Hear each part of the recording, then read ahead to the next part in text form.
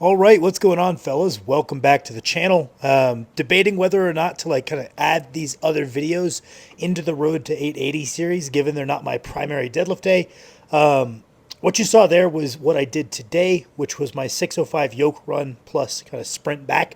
Really, really pleased with that. It's nothing super heavy, it's still a good bit less than I've squatted, which often is something we can use to kind of frame the relative difficulty of a yoke is like it in relation to our best squat. So not ultra heavy, but really, really pleased with how those are coming along. Earlier in the week, I also included my 385 behind the neck push press, which felt pretty good. I came into that session pretty heavily fatigued in the shoulders. So for that to be pretty smooth, I found to be a pretty darn good sign. Also included some of my high incline Smith presses. The 275 is in quotations because that's pretending the bar weighs 45 pounds. It more than likely doesn't. Most Smith machines have like kind of a counterbalance system. But for easy math, 2 plates and a 25, as far as I'm concerned, is 275. And that's how I track it. So accuracy doesn't really matter so long as we have consistency. And if we have consistency, we can see overload with time. We should be good to go. Something throwback to science class, accuracy versus precision. Then we moved on to some triceps on that upper day that I kind of just threw those clips in here so I can clear them off my phone and they're not just lost into the void. Then we also have my kind of primary squat day. Part of the reason we're using the SSB right now as our primary squat is to spare the arms, pretty standard stuff. Larger guys, often there's a bit of arm fatigue that comes with squatting on a straight bar. It's a bit of a hassle to get the mobility to get into really nice back squat positions, but also because this is one of the squat variations that carries over quite well to my deadlift, especially if I pause them. The SSB always trying to round you forward, really placing some emphasis on those kind of mid-back erectors. And when my SSB is strong, my deadlift tends to follow suit so long as I'm doing some other assistance work. Right there you saw a single at 590. A little bit jumpy on the pause, but I'm not too worried about it. It moved pretty easy. It felt pretty easy. Definitely nowhere near my best work. I've squatted 600 for 10 on this SSB, and I've done 700 with a pause. So still a ways off my best numbers, but they're getting stronger every single week. Really, really, really pleased with how these are going. Momentum definitely feels as though it's on my side in terms of my squats. And then after my squats, I hit one back off. A lot of guys are asking like, oh, can you like summarize this session? Because it seems like a lot of people kind of want to copy some of the layout of the session. I will say that I'm flattered. I definitely watched a lot of videos of guys stronger than me early in my training career.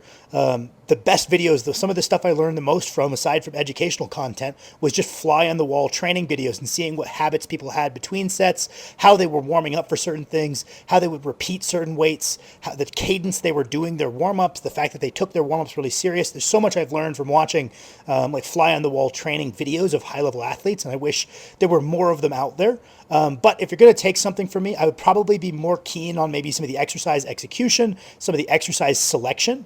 I wouldn't stress too much about like the number of work sets because that's pretty specific to me, and it's something that's changed pretty dramatically across my training career. I used to do a lot more work sets when I was less absolutely strong. Obviously, the relative intensity was the same. 80% is 80%, but the absolute load on the bar as it's risen, the amount of working sets I do has come down a little bit. So don't necessarily copy me there and following the mistake of what I do now being what got me here, right? Those are two different things, but a lot of the same exercise selection and execution stuff could be taken away.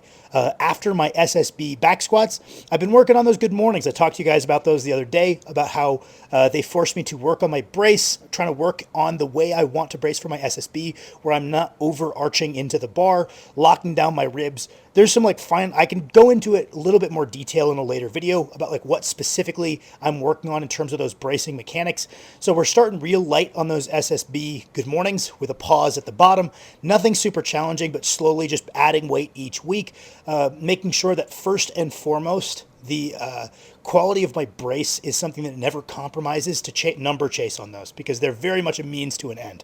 I have no interest in having like an impressive good morning. I have an interest in having an impressive squat and deadlift. So they're very much a means to an end, and there's a specific execution I'm looking for on those. So they'll get heavier from week to week, kind of 3 weeks up, drop back, 3 weeks up, drop back is the planned progression there. I'm really digging them, don't get me wrong, but they're starting out real light, very boring. Also had some split squats. Unilateral squat pattern stuff is phenomenal for strongman. We display power off of 1 foot.